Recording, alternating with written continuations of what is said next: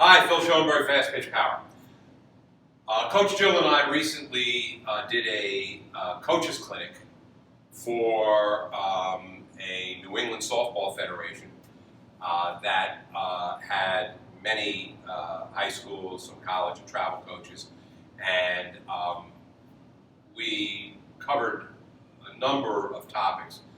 But one of the topics that we always seem to be focusing on, because it's one of the most challenging areas when we're dealing with coaches who may not be dealing with pitchers who have been taught the right way to deliver the ball, or what we consider to be the optimal way to deliver the ball mechanically, is forearm fire. So we've discussed this in numerous posts. You can go through our archives and put in forearm fire and get any number of posts on that particular subject.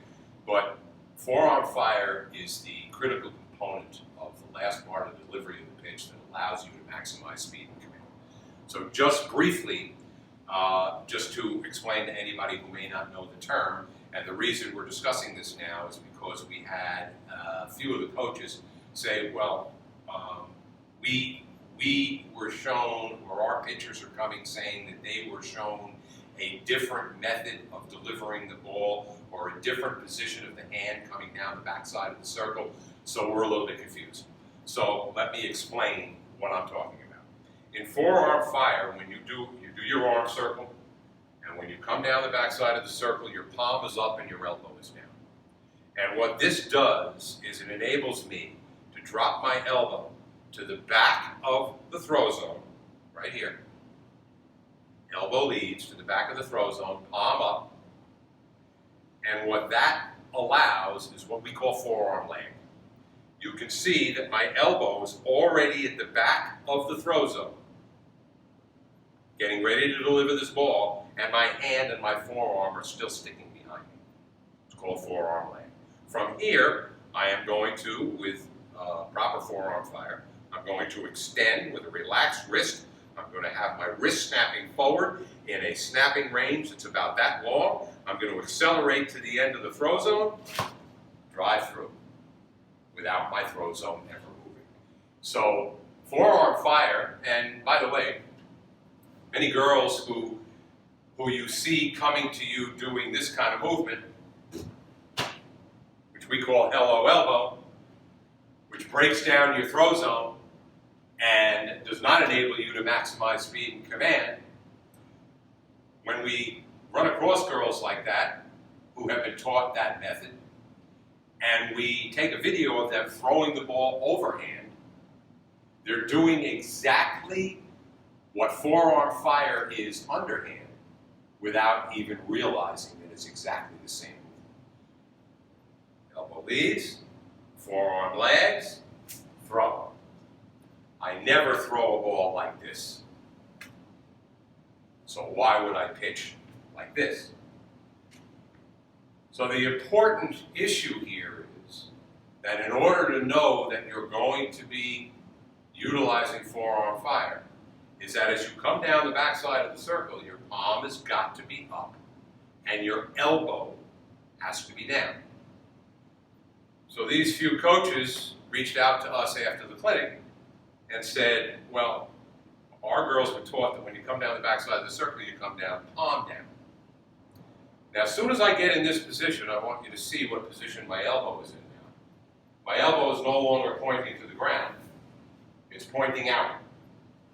And with my elbow pointing out instead of down, I can't have forearm lag.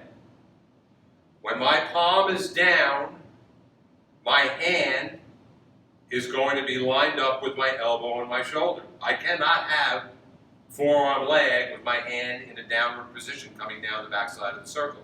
You'll also notice that when my hand gets to the back of the throw zone, it's already halfway snapped. So my snapping range is only halfway as opposed to full snapping range with forearm fire and forearm lag. When I get here with my palm down coming down the backside of the circle, all I can now do, and some girls have pretty fast arms, but all I can do from here is push the ball. That's why Hello Elbow was invented, because that adds the snap that you should be getting from elbow extension instead of elbow flexion.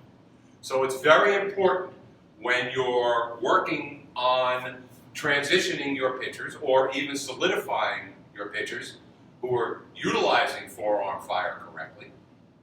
It's very important when you're transitioning pitchers to make sure that their palm is up and their elbow is down, all the way down the backside of the circle.